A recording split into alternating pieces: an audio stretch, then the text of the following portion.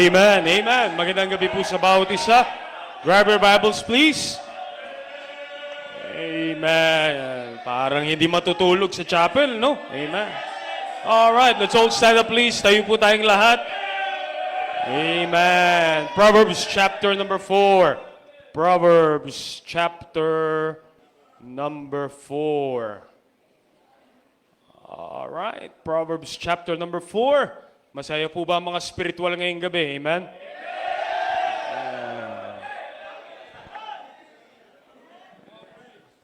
Hindi mo pwede pagsabihin yung pagiging spiritual tsaka sinungaling, no? Pero, yan lang. Proverbs chapter number 4, basahin po natin from verse number 5 to verse number 7. Proverbs chapter 4, verse 5 to verse number 7. Are you happy tonight? Amen? Amen. I was thankful for the opportunity na magsalita po sa mga spiritual na tao. Amen? Sinungaling nga lang pero spiritual. Amen? Proverbs chapter number 4, verse 5 to verse number 7. Let's read it all together. Ready? Ready, go.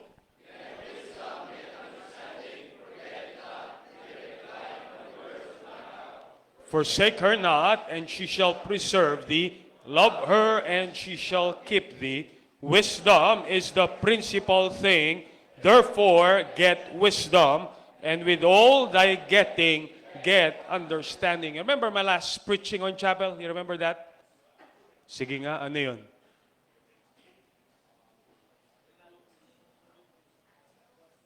Zacchaeus, right? Remember my preaching and we talked about in Proverbs chapter number 16, tama?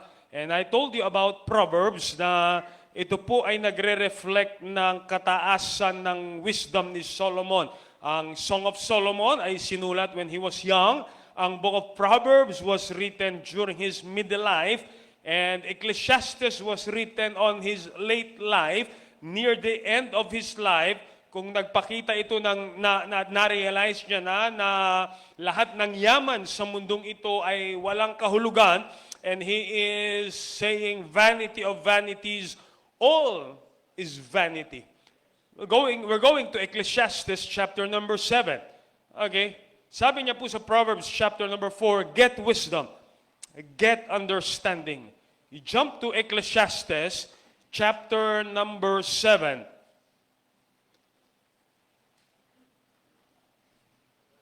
Ecclesiastes chapter number 7.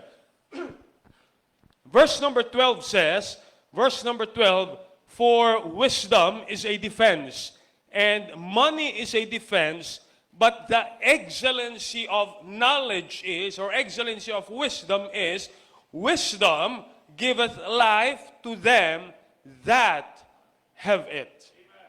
Message tonight is entitled, Get Wisdom. It is more than getting a degree. Get wisdom. It is more than getting a degree. Tayo mo na lang, dakilang Diyos, salamat po sa gabing ito. Pagpapalain niyo po, Panginoon, as we deliver your truth tonight. Thank you, Lord, for using the wisest man who ever lived, Solomon, to challenge us, O God. Vanity of vanities, all is vanity, except we get wisdom mula po, Panginoon, sa inyo. Ano bang pong bahid ng kasalanan, nakikita niyo po sa aming puso, inyo po may linisin, patawarin, make me a blessing tonight. Holy Spirit, please use me. In Jesus' name we pray. Amen. Amen. Thank you. Be seated, please. And thank you for standing. Ang pagpasok po sa ministry, full-time ministry, paglilingkod sa Panginoon ay isang desisyon na hindi natin pwede maliitin.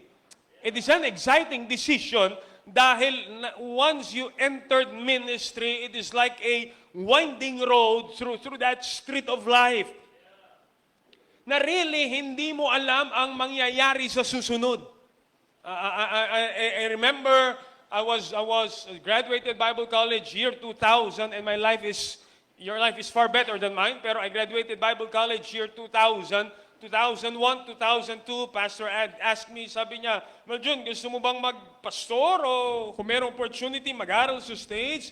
And in just span of few weeks, I found myself studying in a Bible college sa US. And after that, for a year, pagbalik ko, sabi ni Pastor Meljun, I would encourage you na ikaw muna humawak ng Bible college. And I was 23 years old handling a Bible college. Wala akong experience how to handle Bible college, yet salamat sa wisdom binigay ng Panginoon. After 10 years, I found myself helping my father-in-law doon po sa simbahan nila sa La Union. After a year, I found myself back in San Pedro trying to ask wisdom from God. After several months, I found myself nasa Las Piñas magsisimula ng gawain. You see, you never know. Pag pumasok ka sa ministry, really, you will never know what happens next. Right?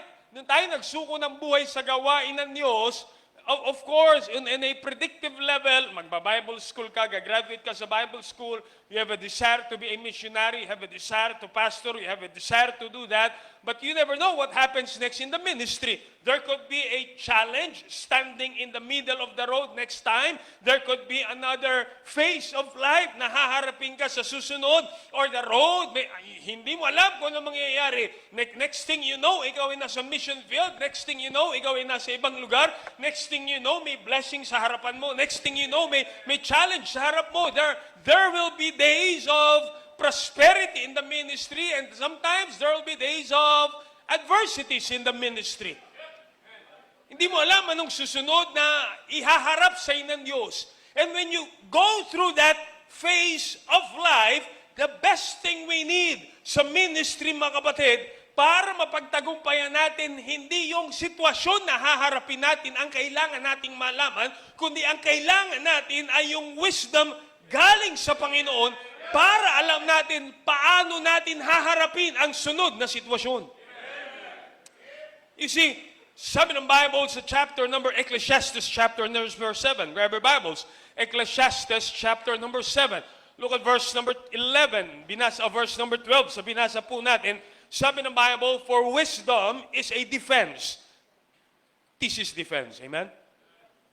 And money is a defense, but the excellency of wisdom or the excellency of knowledge is, you see, the Bible is trying to say, ang wisdom, katulad ng salapi, ay makakatulong sa panahon na mahirap. It is a defense.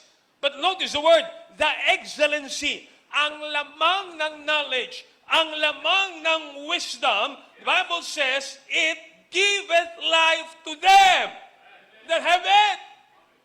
I challenge you tonight, bilang mga Bible students, finish your degree, study in Bible college, but never forget this, make sure you get wisdom because it is better than getting a degree. Amen? Make sure you get wisdom. That's why the book of Proverbs says, get wisdom, get understanding. The Bible says, Proverbs chapter number 4, yung talatang binasa po natin, doon sa Proverbs chapter number 4, I should have stick something here. Proverbs chapter number 4, sabi po ng Bible, get wisdom, get understanding. Wisdom is the principal thing. Therefore, get wisdom. Wisdom is not knowledge. Knowledge is kaalaman. Wisdom is karunungan. Therefore, may knowledge sa wisdom. Pero hindi ibig sabihin meron ka ng knowledge ay meron ka ng wisdom. Write this down. Wisdom is that godly ability to know how to act right in every circumstance.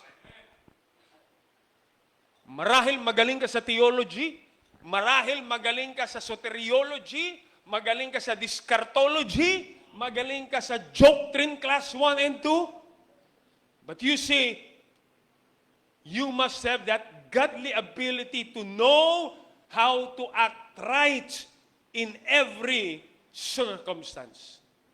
Listen to me, Bible students, a Bible college education does not mean you know how to deal with life circumstances.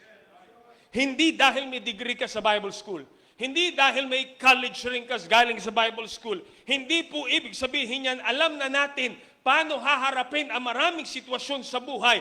Point of fact is this, you know many Bible college students, kilala natin maraming Bible college graduate, they have a diploma, they have a college ring, they may be student of the year, They may have awards during banquet night, pero nasaan sila ngayon? You know why? Dahil nakuha nila ang Bible college degree, but they have forgotten to get the best thing more than a degree, and that is wisdom. At kung meron mang isang bagay na kailangan natin bilang Kristiyano, bilang mananampalataya, bilang Bible students, is wisdom. Listen, we live in an age of Google, but we are starving for godly wisdom. We live in an age of AI, pero pagdating sa mga decision sa buhay, ang sagot natin ay. Hindi ko alam ang gagawin. Alam mo si AI, pero ang mga desisyon mo ay mali.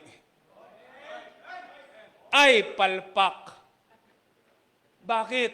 Marami tayong Google, pero wala tayong godly wisdom. At pag dumating na po mga kapatid, ang mga pagsubok, ang mga challenges, ang mga hardships sa ministry, hindi mo na pwede iharap ang diploma mo.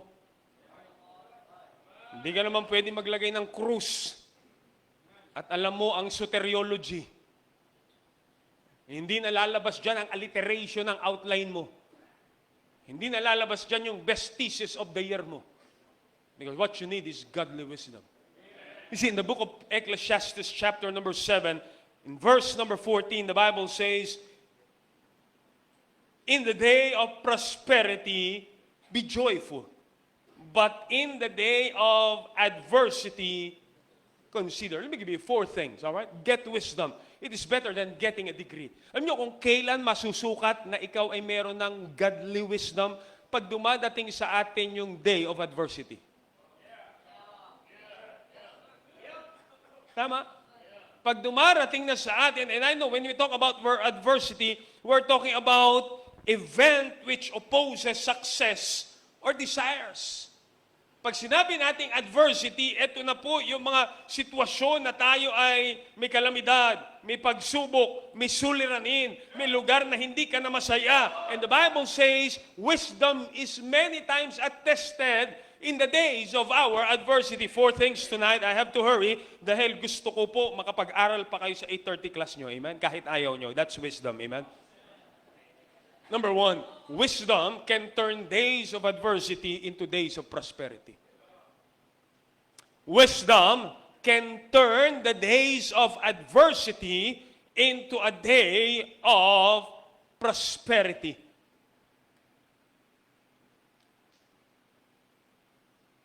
Di po ba, we study so many Bible characters and we get the point of this statement right here na ang isang araw na marami kang suliranin, marami kang pagsubok, you can make it a day of prosperity kapag ka meron kang wisdom mula sa Panginoon.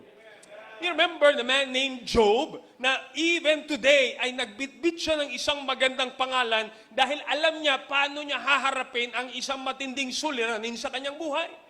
Ang suliranin ay hindi niya nabago, ang suliranin ay naging suliranin, ang pagsubok ay naging pagsubok, namatay pa rin yung kanyang mga ari-ariang animals, namatay pa rin yung kanyang mga anak, kinutya pa rin siya ng kanyang asawa, but he has turned that day at adversity to a day of prosperity. You know why? Dahil meron siyang wisdom, paano niya haharapin ang sitwasyong iyon. And I tell you tonight, akala ng dyablo na yung pagsubok na yun ay magiging dahilan kay Job para tumalikod siya sa Diyos. Akala niya yung pagsubok na yun ay magiging dahilan para tanungin niya ang Diyos. Pero nagkamali ang dyablo. You know why? Because Job decided to gain godly wisdom, and on that day of adversity, he considered ano ba ang tamang gawin. Again, wisdom is that godly ability. Alam mo ang tama mong gagawin at paano mo ito ikikilos sa bawat sirkumstansya. Doon tayo kulang. Doon tayo nagkukulang maraming beses, mga kapatid. Marami tayong impormasyon, marami tayong kaalaman, marami tayong abilidad, marami tayong talento, napaka-advance ng ating technology. Pero bakit sa panahon na meron kang pagsubok, meron tukso, palpak naman tayo? Sa panahon na merong discouragement, nagkikwit naman tayo. Why? Because we lack godly wisdom. Notice verse number 1, sabi ng Bible, a good name is better than a precious ointment. One thing Job understood is this, yung pinili niya ang mas magandang reputasyon sa panahon na meron siyang suliranin. Mawala man yung lahat ng kanyang ari-arian and he cannot gain it back. Pero isang bagay at isang wisdom ang natanim sa kanyang isipan, magtatayo ko ng magandang pangalan sa sitwasyon na ito. That's wisdom. Amen?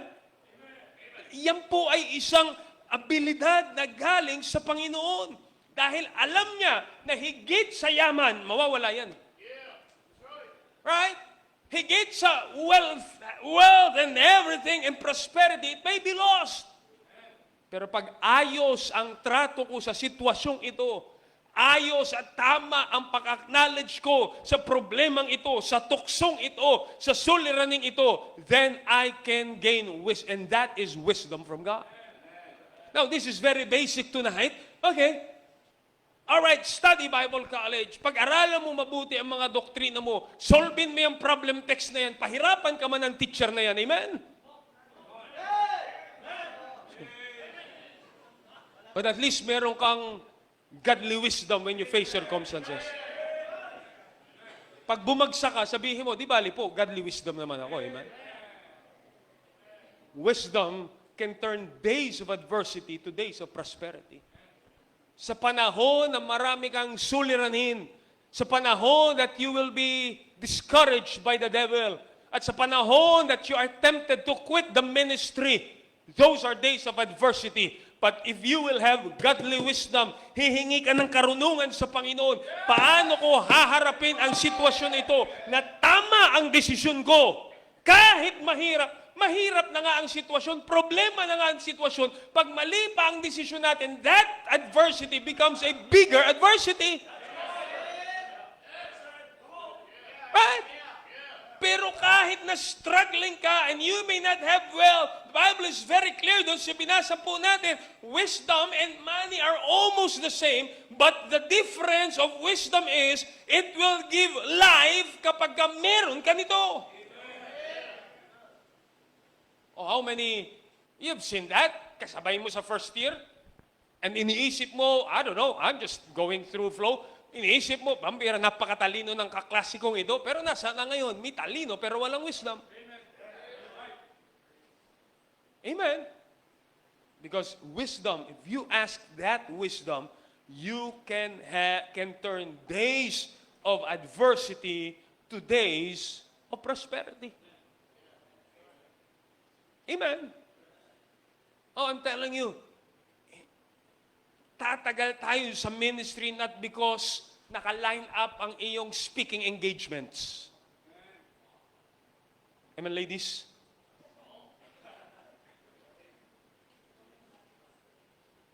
Tatagal ka sa ministry if you will have a godly wisdom to face those days of adversity. Amen? You look around our faculties and teachers, mga tumagal sa gawain ng Diyos. Anong meron? Salamat, nahingi tayo ng godly wisdom mula sa Panginoon. Hindi yan sa paglabas ng mga yellow pad, 20/20, 19/20, 25/20. Sobrang talino mo na talaga. 20 lang yung question, 25 ang points mo. Grabe namang wisdom yan. Pero tatagal ka sa ministry if you will ask godly wisdom, because you will be able to turn the day of adversity to days of prosperity. I hope you understand me tonight. Amen? Number two, I have four points po ito ngayong gabi. Number 2, wisdom gives us a better perspective of adversities. Wisdom gives us a better perspective of adversities and life. Pag tayo humingi ng wisdom mula sa Panginoon, iibahin niya ang pananaw mo sa pagsubok at pananaw mo sa buhay. Tingnan niyo po, look at verse number 2. Look at verse number 2. Are you still there? Amen? Amen. Nabasa niyo po ba sa Ecclesiastes? Pagdating niyo sa langit, hanapin niyo si Ecclesiastes. Okay. Katabi lang po siya ni Proverbs. Magkatabi po lagi sila sa isang upuan. Amen? Look at verse number 2. Tingnan niyo po sabi ng Bible. It is, what's the word? Verse number 2. It is better to go into the house of what? Mourning than to go to the house of feasting. Now, look at the perspective. Sabi niya, mas mabuti pang pumunta sa tahanan ng pagluluksa kaysa sa tahanan ng piyesta. You understand the perspective? Kailan pa sa tao naging mas maayos ang magluksa kaysa magpiyesta? You know why he is saying that? Because he has now a different perspective. Okay? Yung kanyang pananaw dito sa buhay ay mas gusto niya pumunta sa isang pagluluksa kaysa sa isang selebrasyon. You know why? Because on his perspective, mas marami siyang natututunan sa panahon na mayroong problema. Tama? Alam niyo, kailan ng tao mas pinapahalagahan ang buhay? Di ba? Pag nakaupo ka at nagmumuni-muni ka, nasa lamay ka, no? Tama, mali? Di ba nakaupo ka, John, nagkakapi ka kahit hindi mo kilala yung patay? Amen? Wisdom. Wala nang kape dito, doon man tayo sa kabilang kwarto. Wisdom. Alam mo, kailan nagmumuni-muni ang tao ng dapat talaga alagaan natin ang buhay? Kailan? Pag may patay. Pero pag naglalasing naman yan, hindi, pahalagahan natin ang buhay, pare. You see, it's wisdom that gives you a better perspective of life. Look at verse number 3. Sorrow is better than laughter. Look at verse number 4, verse 3. For by the sadness of the countenance, the heart is made better. When you are trying to, hindi sinasabing magluksa ka, pero sa panahon ng kalungkutan, mas maraming beses nagmumuni-muni ka. Right? Di ba? Pag nakita mo yung quiz mong 2 out of 20, nagmumuni-muni ka. Tutuloy ko pa ba to?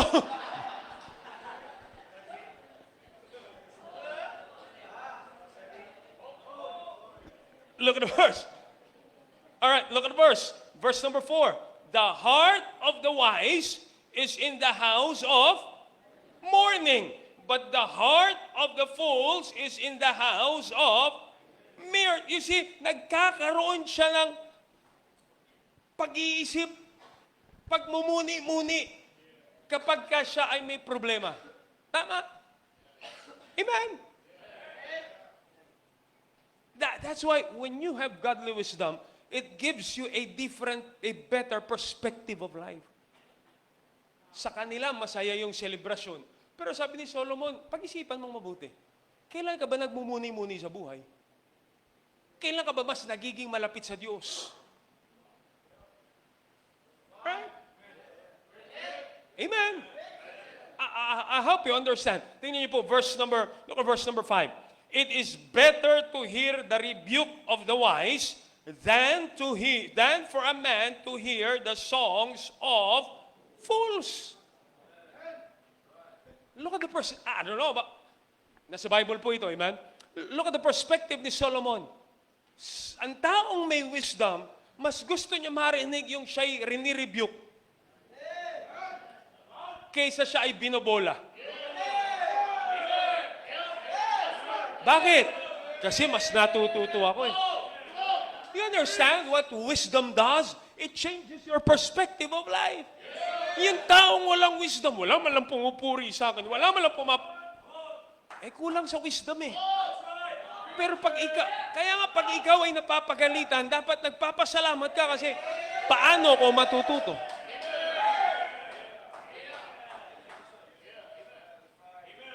Nakikita niyo po ba ang godly wisdom balintong na baligtad sa pananaw ng sanlibutan?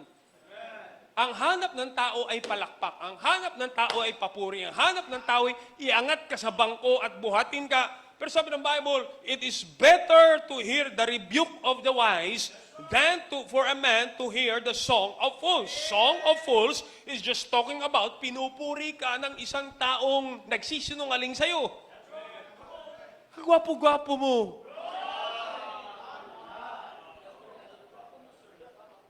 Sis, ang ganda mo. Niwala ka naman.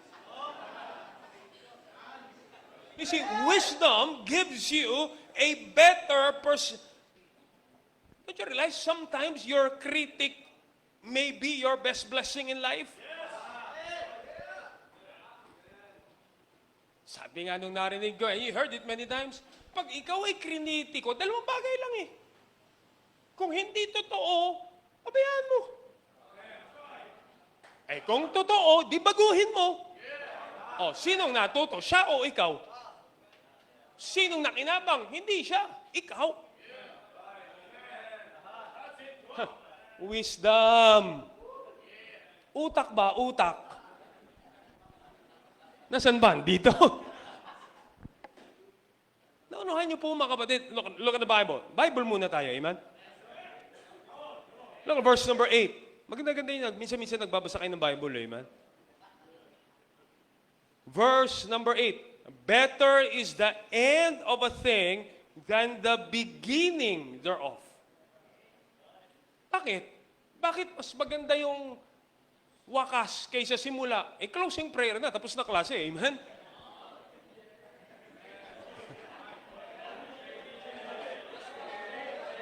Look, the end, better is the end of a thing. It pictures, in the end, the picture is already complete. Sa dulo, natuto ka. Sa dulo, study the life of the prodigal son. Ano mas magandang buhay niya? Nung simula o nung wakas? Diba nung wakas? Natuto siya eh. Amen? It is possible to overcome a bad beginning, but you can never change a bad ending. Pag nagsimula ka ng palpak, pwede mo pang mabago. Pero pag nagtapos ka ng palpak, palpak ka talaga.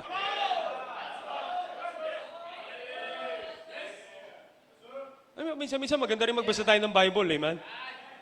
Look at verse number 8. And the patient in spirit is better than the proud in spirit. Patient in spirit. Yung marunong ka mag-intay sa Diyos, kaysa sa ang yabang mo, dumiskarte ka ng iyo. Ligaw ka ng ligaw. Eh, gwapo naman ako, makapanligaw. Kayabang mo talaga, no dong?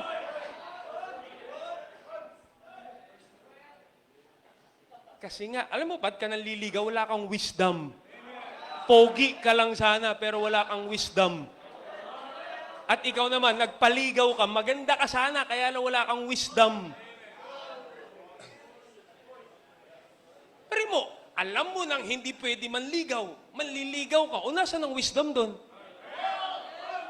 Itatago mo pa. Alam mo namang lahat ng itinagong kasalanan na bubuko, ginagawa mo pa rin. Asa ng wisdom?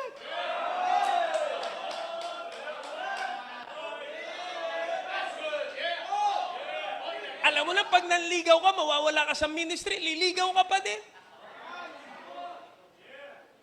Tinamaan minsan talaga na magaling, no?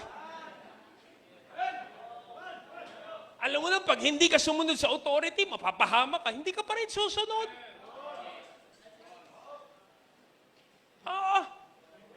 Lahat naman ng, sa tagal ko ba naman po dito, sa lahat ng storyang nalaman ko, na ganyan nangyayari, pare-pareho naman ang ending. Eh, hindi patient. That's why the Bible says, the patient in spirit is better than the proud in spirit. Kapatid, simple lang ang Biblia. Marahil hindi mo malaman kung si Moses o si Noah gumawa ng daong. Basta meron kang wisdom, okay yun.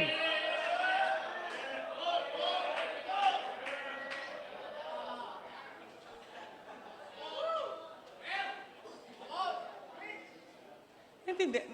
Look, Bible is very common, pambira. Hindi naman po sinulat ang Biblia para abot. Kasimple naman ito, Look at verse number 9. Be not hasty in thy spirit to be angry.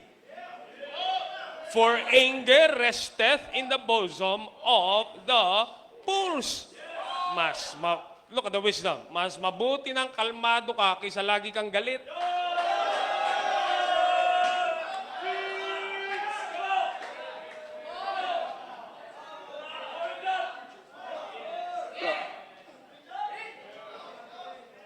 Look at verse number 10. Verse number 10. I have to hurry. Meron pa tayong 25 points. Amen? Verse number 10. Say not thou what is the cause that the former days were better than this, for thou dost not inquire wisely concerning this. You see, the Bible is trying to say here, what is the cause that the former days before were better than this? The question is kind of, hinahanap nila yung dati, mas maganda yung dati. And a better perspective is the present is always better than the past. You know why? Because past is past. Ano bang pagmamalaki mo? O tapos na. Ang galing mo nga noon. Ngayon, palpak naman.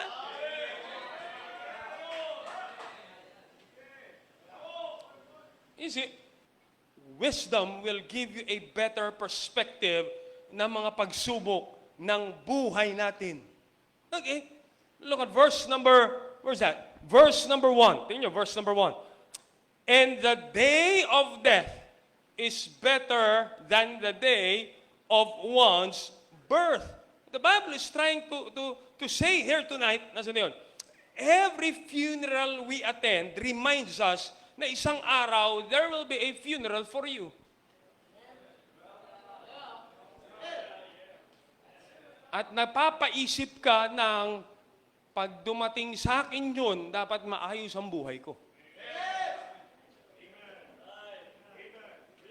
O, diba? It gives you a better perspective of life.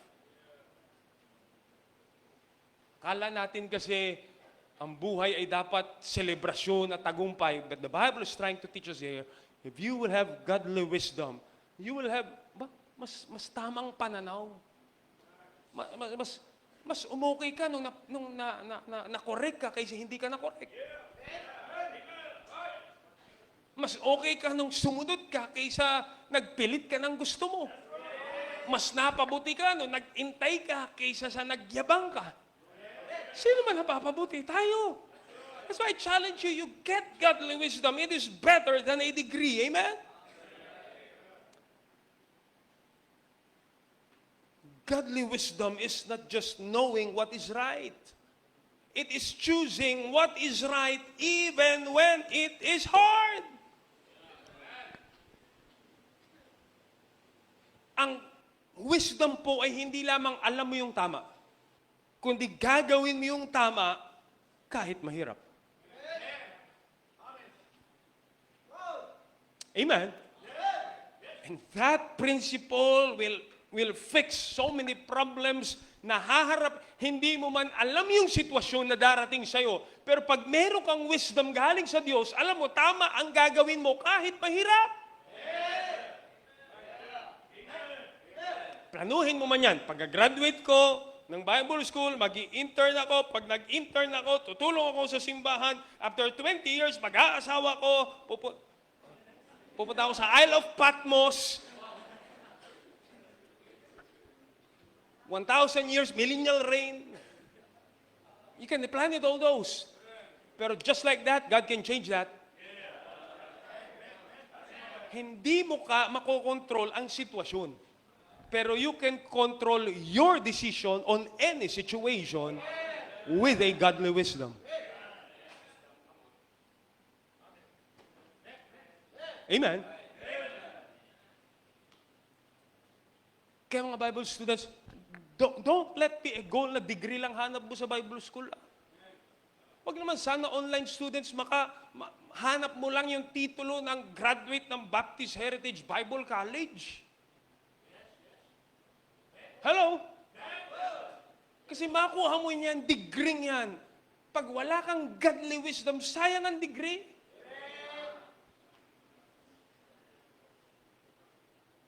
Amen. Nung nag-quit ka, mag-a-apply ka na ng trabaho. Ano yung degree sa pag-a-apply mo ng trabaho? That's why get wisdom. It's better than the degree. Amen.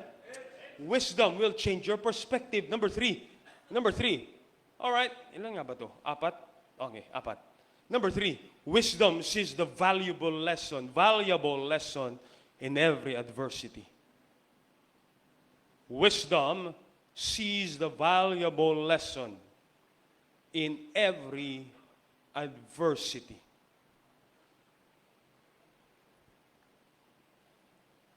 In verse number 5, it is better to hear the rebuke of the wise than for a man to hear the song of a fools. Now, tanggapin ba natin sa hindi, pag tayo ay rini-rebuke na, it is a form of adversity. Tama? Isang bagay na mahirap natin tanggapin sa ating sarili. Amen? Isang bagay na mahirap tanggapin natin sa ating sarili. Last 2 Sundays ago, may mga full-time ako dito, pero wala naman dito, sasabihin ko, hindi kayo yun. Bukas na lang kayo, okay? May kausap ako nung sa Sunday sa church, and on break times, we have members na on break times, yung mga members na nagdadala ng matitinda na ng maliliit na bagay ba, para during break time lang, siomay, siopaw, sigarilyo, bote ng alak,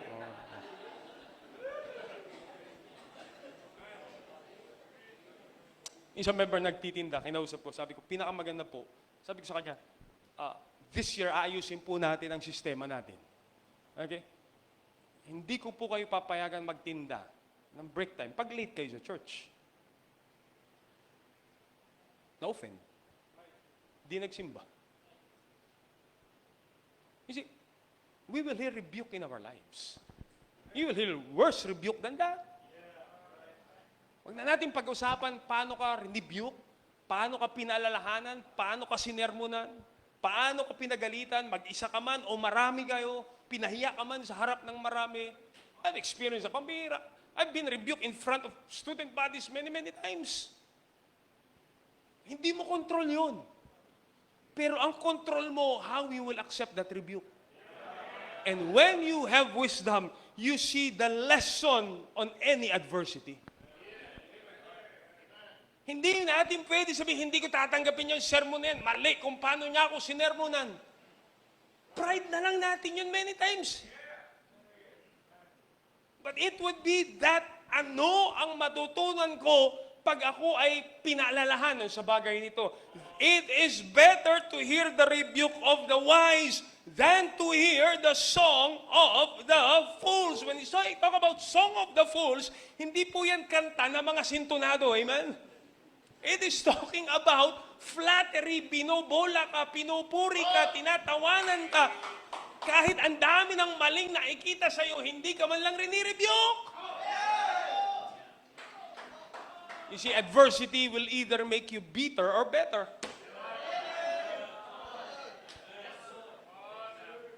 Pag ikaw pinagalitan, bakit si ano? Ba't mo tinuturo yun? Hindi yun ang pagagalitan ko, ikaw.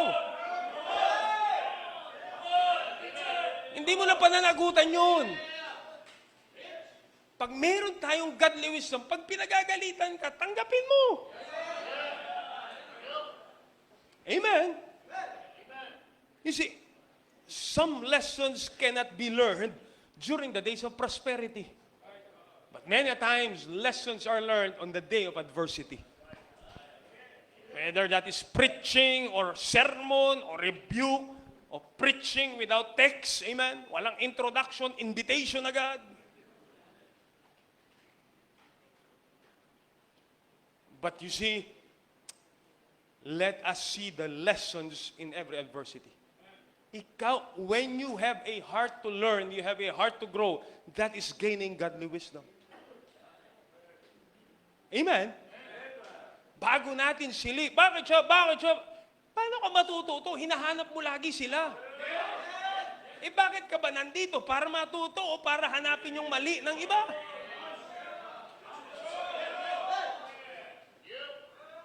get wisdom, get understanding. With all thy getting, get understanding. Amen? Nalala po natin si Joseph, amira. Hindi niya alam. Sabi ng Panginoon, magbabaw daw ng kanyang mga kapatid, magbabaw daw ng kanyang mga magulang, pagising niya kinabukasan, pambira, nandun siya sa balon. Pagising niya ulit, nasa kalesa na siya ng mga grupo ni Potiphar. Pagmulat niya na naman, andun na siya, taga-walis ng bahay ni Potiphar. Nananahimik na tao, mami, nakulong sa kasalan. Hindi mo alam, susunod na mangyayari. But at least you know how to act right on any situation. Amen. My goodness, let's learn to get wisdom because it is better than a degree. Nakakalungkot, we know more than any generation before us. Isang click lang natin, may information tayo. Pero mas maliit ang pagtitiwala natin sa Diyos. Mas maliit ang time na kinukuha natin para matuto sa Panginoon. Amen. Dami nating alam. At punong-puno ang utak natin ng maraming kaalaman. Pero bakante naman ang puso natin ang wisdom. Amen. Knowledge is not bad. The Bible says, get wisdom. Amen.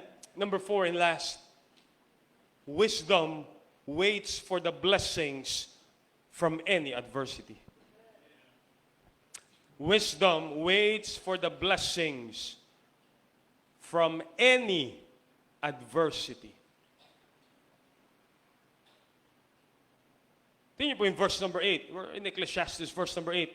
Better is the end of a thing than the beginning thereof. You see that? Sabi ni Ecclesiastes, ni Solomon, amen? Sabi niya, better is the end of a thing. You know why? Dahil alam niya, sa dulo nito, meron akong matututunan. Sa dulo ng pagsubok, sa dulo ng tukso, sa dulo ng pagtitiis ko, any adversity, there is a blessing at the end of it. Kaya sabi niya, better is the end of it than the beginning thereof. Because he knows that any adversity can produce good blessings at the end. Remember Joseph when he said, ye meant it unto evil, but God meant it unto good. There is one person who knows wisdom. That is Joseph. Look at verse number 11. Wisdom is good with an inheritance. By it there is profit to them.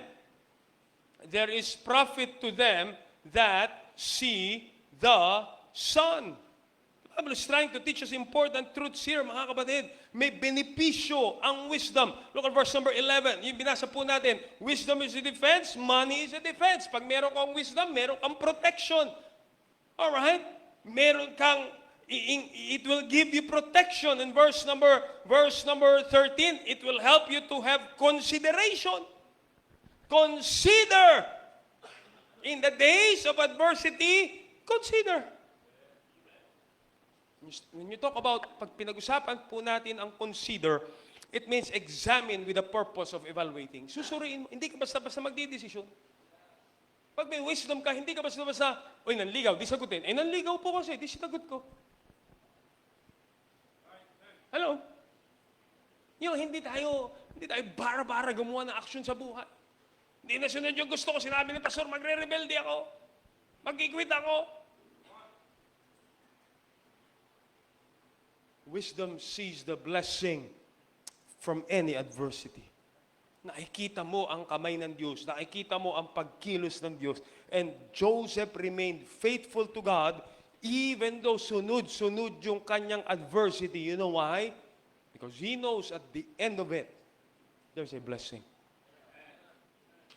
Kaya nga sabi niya, in the days of prosperity, be joyful. Okay, pinagpapala ka, be joyful. But in the days of adversity, consider. You know why? Dahil the Bible knows it, Solomon knows it, sa panahon ng ating adversity, temptation, challenges, hard times, many a times kumikilos tayo ng walang wisdom. Tama? Pag discourage ka na, kumikilos ka na lang ng walang ka-wisdom, magkikwit. Pag tinutokso ka na ng emosyon mo, kikilos ka na ng pabara-bara, wala nang wisdom. Tana na agad. Hello? Pag iniinis ka, pinagagalitan ka, kaya sabi niya, when those adversities comes, diyan mo lalo mapapatunayan kung ikaw ay natuto sa classroom of wisdom. Because you will learn to consider. Sabi ng Bible, if any of you lack wisdom, let him ask of God. Alam niyo po ba, pagka-graduate mo ng Bible College, in reality, there will be many decisions you will make that you haven't learned inside the classroom. Walang note-taking. Walang quiz. But it's a classroom of life. Nagpapasa ka lang doon if you're asking wisdom from God. Ma-enjoy, not just endure, ma-enjoy mo ang longevity of the ministry by godly wisdom. I'm trying to be humble enough to acknowledge there are people before me. And look at my dad, pastored 50 years in the ministry. And you don't even realize how many tough decisions na gagawin mo sa haba ng ministry. Not perfect, but yet you are wanting to hear the rebuke of the wise and it gives you wisdom. Amen? Ang diploma ng Bible College ay hindi yan lisensyang magpupruwebang tatagal ako sa gawain ng Diyos. Hindi ako magbabago ng doktrina. Hindi ako matutokso sa kasalanan. Hindi na, ang diploma kahit iharap mo sa kasalanan, hindi naman tatakbo yan. Ano yan? Krus? No? But if you will have godly wisdom. That's why the Bible says, if any of you lack wisdom, let him ask of God, which giveth to all men liberally. Challenge you, Bible students, every day of your life, Panginoon, bigyan niyo ako ng wisdom. I'm talking about, look, I'm a husband of one wife, amen, and a father of 2 children.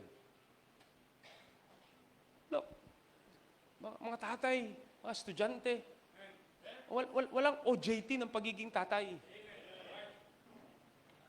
Walang OJT ng pagiging asawa. Pwede ba yun, OJT ng pag-aasawa? That's why the world puts it that way. Trial marriage para pagpalpak. Di ba? That's how they do it. Pero in the reality of the Word of God, walang ganon. So either you make it or you break it. And how do you make it? You ask wisdom. Sabi ko nga po, I'm raising a 10-year-old boy. 10-year-old boy.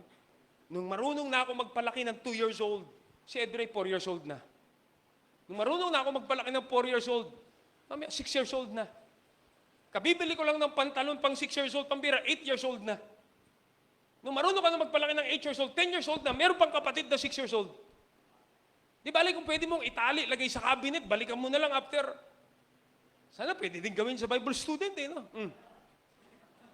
Lalagay mo na lang sa oven, paglabas, graduate in theology. It doesn't happen that way. Why? Because God is wanting us to depend on Him and ask wisdom. Nilagay ako ni Pastor, sabi niya, Meljun, ikaw maghahawak ng Bible College. Pagkagaling mo nag-aaral pa ako sa pagbalik, sabi niya, wala kami yung Bible College. I was 23 years old. Hinawa ko yung Bible College. I'm as naive as I am. Sinasabi ko sa mga full-time, hindi ko, wala. Nag-i-enrollment, nandun ako sa pastor's office, I'm working on something. May kakatok doon, sir, papirma po. May pipirmahan pala ako. I don't know how to handle Bible College. Nung medyo nagagamay ko na at marunong na, sabi ni Pastor, alisin kita sa Bible College. O mag-mission ka sa Las Piñas. Teka, alam ko na yun. Alright, you still need wisdom. There's so many twists and turns in ministry. Kasi lumalago ka. Dapat lumalago ka individual. Amen. Diba ganyan, o? O, ilagay kang area leader dito. Nung area leader, alam ko na i-handle yung tao. O, sige, lilipat naman kita. Why? Because every day of our life, God wants us to ask wisdom from Him. Nung sa ulo mo na yung personality development 1, nasa 2 ka naman. Hello? Get wisdom. I promise you, that's the best thing you can get from Bible college. It's better than getting a degree. Walang palakpak, walang medal, but it will preserve your life. You will be more useful in the ministry. Pag dumating ang tukso, you ask wisdom from God. In the day of adversity, consider. You will never get the meaning of life without wisdom. No? Merong earthly wisdom. Remember that? The book of James? There's wisdom that is earthly, sensual, devilish. Don't get that. Because there's a wisdom from above. Ang kunin mo yung karunungan mula sa kalangitan na sa bawat desisyong gagawin mo, hindi mo lang alam kung ano yung tama, kundi alam mo paano gawin yung tama. Amen. Get wisdom. It's better than getting a degree. Let's